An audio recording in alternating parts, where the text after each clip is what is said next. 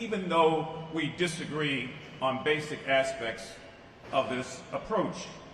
And you would think also that for those persons who are not going to be able to replace the cuts they're going to receive as a result of Medicare, and for those who are going to watch their ACA payments go up, that at the very, very least, the President and members of the Congress on both sides of the aisle would be compassionate enough to pull back from that.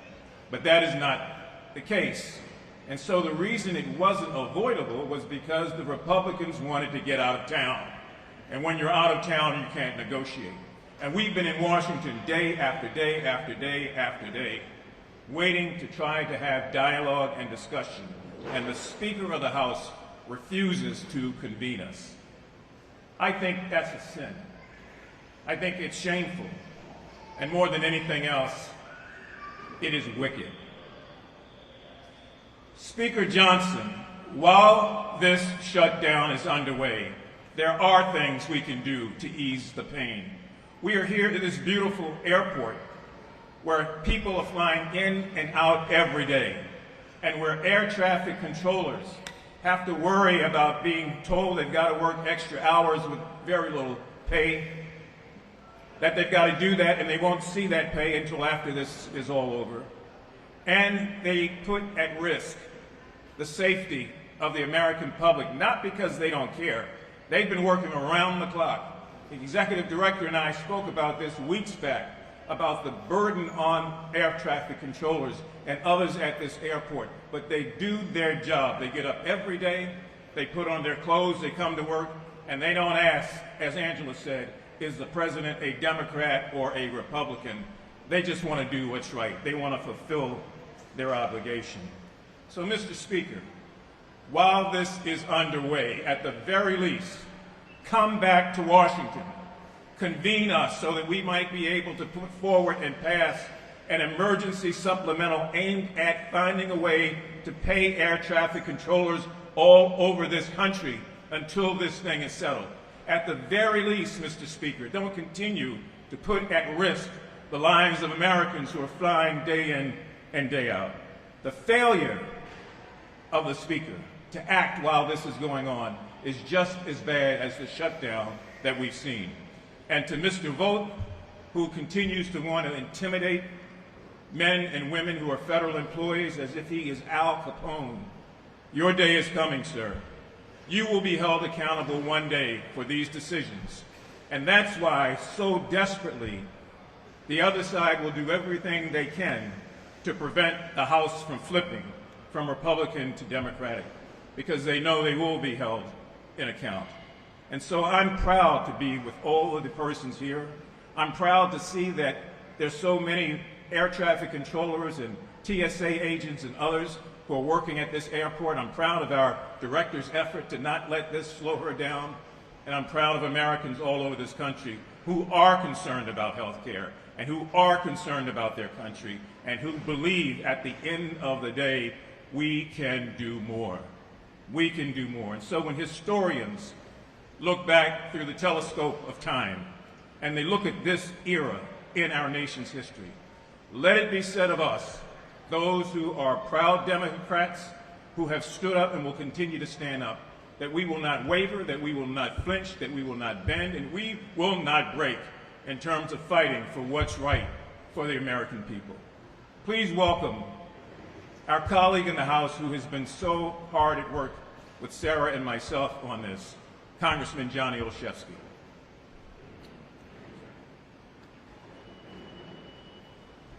Good morning, everyone. I have just a few thanks to give, and then I'll raise 3 points to conclude us this morning.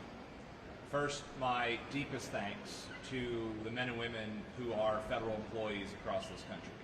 The people who are keeping our airports open, just like here at BWI, who are showing up to work in our military, at Social Security, the Department of Education, trying to meet the needs of their fellow Americans while their pay is being withheld.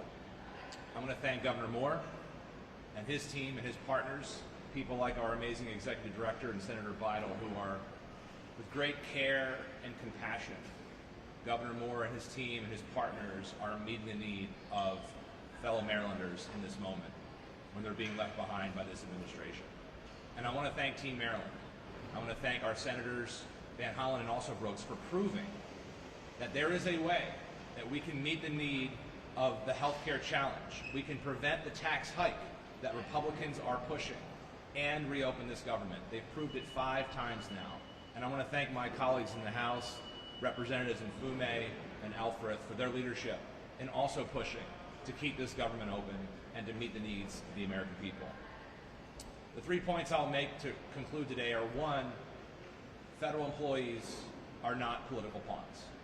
And we've seen first an administration that has already fired over 15,000 Marylanders, the most in this country, then turning to threaten to fire even more during a shutdown. It's so far out of the norm, but then again, this is a president that loves to live outside of our norms. It's followed up by threats to then not pay workers. Clear violation of the law. This must be a president who has amnesia. He's forgotten a bill that he himself signed. Our Speaker has forgotten that he himself voted for legislation that Senator Cardin and Van Hollen supported, that Representative Mfume and Speaker Johnson, as I said, voted for. These workers are the backbone of our country. They should not be politicized, just as we shouldn't be threatened with cuts to green infrastructure projects across this country, especially those states that just happen to be led by Democrats. Second, these impacts go beyond our federal workers. While they are feeling the brunt of the shutdown, we know that there are implications at places like BWI. We saw it in Nashville and in airports across the country yesterday. The American people are suffering too, because they can't get access to questions about their student loans, to questions about their Social Security and their veteran benefits. It's wrong, and we need to end the shutdown. And third, we can't end the shutdown if we're not talking to each other. And as my colleagues have pointed out, Speaker Johnson has skipped out of town and told Republicans not to show up, so that we can't even meet the need and support people during the shutdown, as Representative Mfume pointed out. So I'm calling on the President, Republican leaders, to come back to the table, to join my colleagues, so that we can address this health care crisis, and it is a crisis, and to reopen this government in a responsible and bipartisan way. And with that, I will turn things back over to our host here in District 3, Congressman Sir Alfred, to lead with Q&A. Thank you, Congressman Olszewski. We'll take questions. Question for the governor and both senators, actually. I've spoken to the government workers, lawyer for HHS, a couple of people here, and politically they're aligned with you, but they're saying, look, the risks to them are too great to continue this. So why not vote for a CR and get the government open and then negotiate after that? Use the term political pawn. These people feel like they're being used as political pawns when the outcome is likely not going to be in your favor anyway. Why not, all three of you, go ahead and support the CR? Well, I'll turn to the senators to talk about the CR. The thing that I know is this, is that what the president initiated last week is not a deviation, it's a continuation. Because this is what's been going on for the past 9 months. You know, since Donald Trump has taken office, he has now fired over 15,000 Marylanders who are federal workers. Over 15,000. That's the largest number in this entire country. That since Donald Trump has become the President of the United States, we have seen how grants have been pulled from our institutions, how Donald Trump has attempted to shutter federal agencies, how Donald Trump has now tried to, in many cases illegally, try to cancel projects that were set to come to the state of Maryland. So this is not some type of new day deviation where the president can stand on a hill and say, well, I'm just trying to keep government open, when that's a direct deviation from what he's been doing for the past 9 months.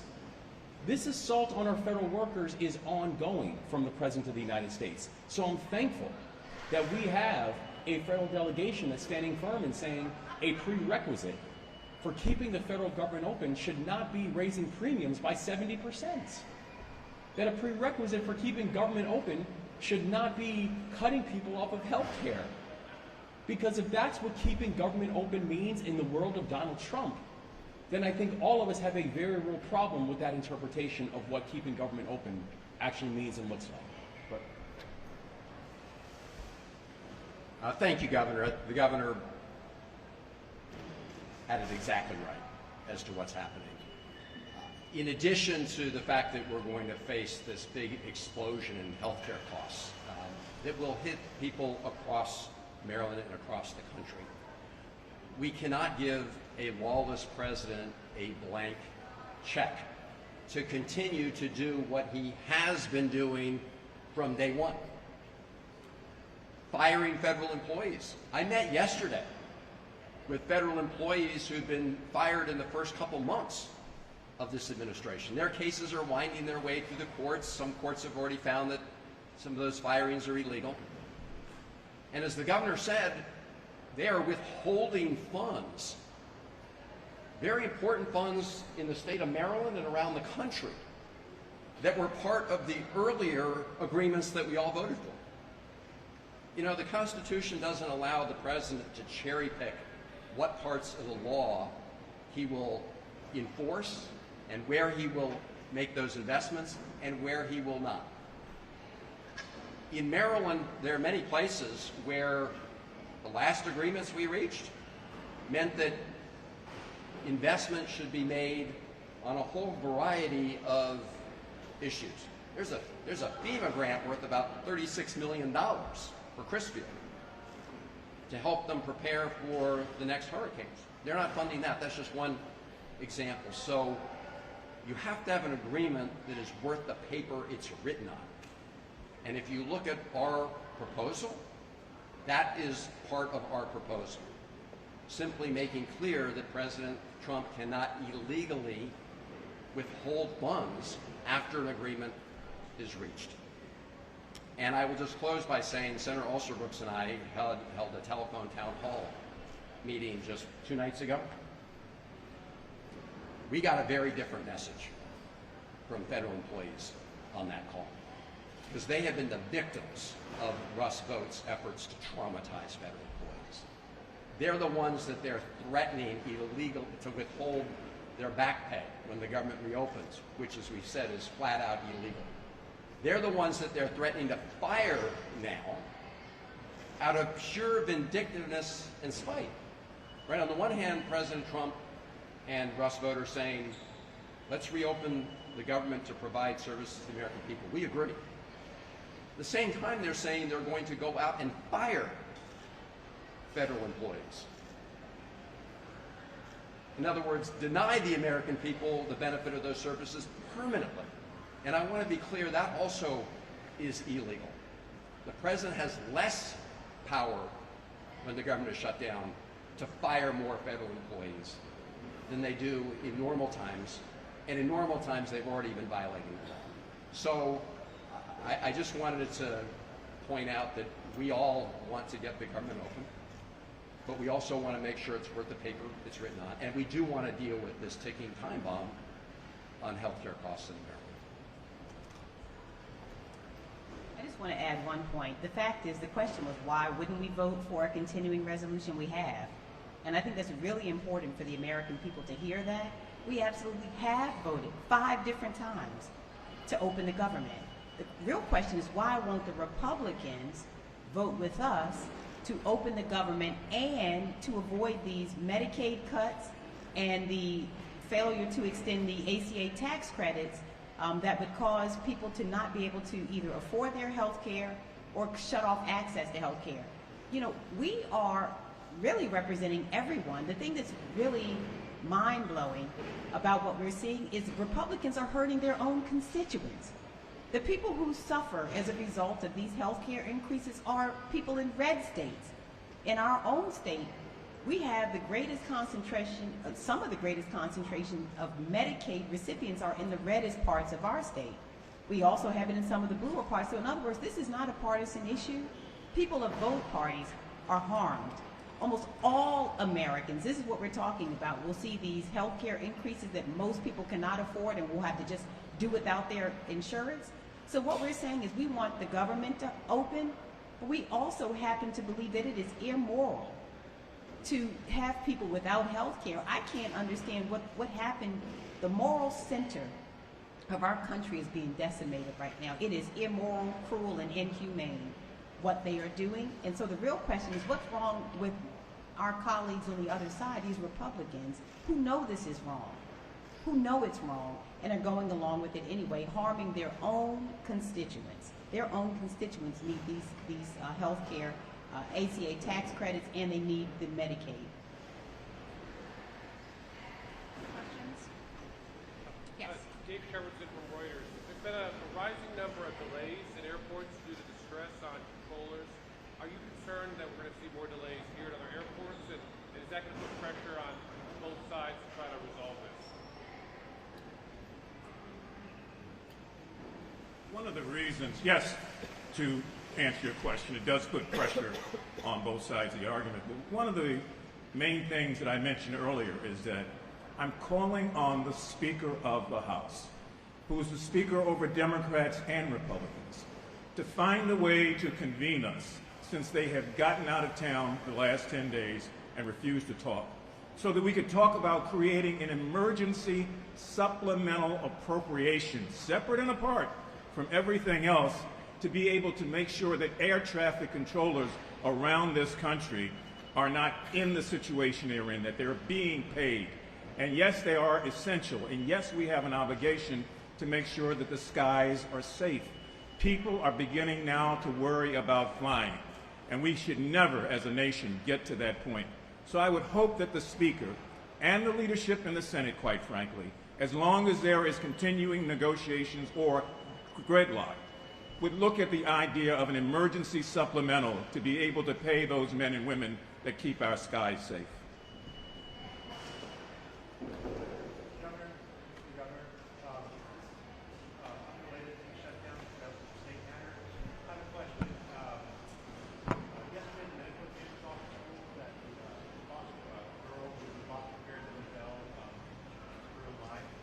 Obviously, DHS is doing her fire. I'm just wondering, do you think if DHS had done a better job, do you think this themselves that has been preventable? You know, when we learned about the situation and the unfortunate, the really heartbreaking situation of a young person taking their own life, I mean, obviously it strikes at all of our souls. We know that, and while we cannot comment on active investigations, we also know that systems have got to be fixed. You know, we know that as we continue to see, even with most recent audits, that some of the challenges that we've seen within DHS, they've been long-standing. You know, we knew when we came on board 2.5 years ago that of the many functions and the many departments within state government that had been broken, that one of the ones that we had to pay the most attention to was DHS, and we continue to do that work. But while many of the challenges that had begun under the department began before our administration came on board, our administration has a firm commitment, and I am placing firm accountability on all of our people to make sure that we will use our time here in office to fix them. And so we know that the systems that need to be addressed both in DHS and other state departments, that it becomes a core responsibility of us to ensure that they are addressed.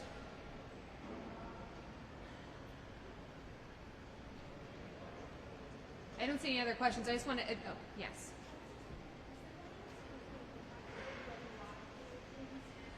Can't hear you. Significant impact to the BWI operations. No, thank you for your question. No, there have been no significant impacts to BWI operations. Our message here is thanking our TSA agents and our air traffic controllers who were already on a thin staff prior to this, but they're showing up each and every day and doing their work. I just want to say the urgency of this moment, and Congressman Mfume mentioned it, the House has been called out. The Speaker sent the Republicans home on vacation for the last 2 weeks. I'm heading to Washington right after this. We are ready and willing to negotiate a bipartisan deal. And the urgency of this healthcare crisis is right now. The Speaker has said, why don't we negotiate in 7 weeks? Our constituents can't wait 7 weeks. Their letters with their premium increases are already at their mailboxes right now. The insurance companies are not going to wait 7 weeks for Congress to get itself together. We have to act now, and that's why I'm so proud of Team Maryland for continuing to press this issue and continuing to be willing and ready to work with anybody who's really ready and willing to work with us to reopen the government with a bipartisan budget deal that protects the health care of tens of millions of Americans. Thank you.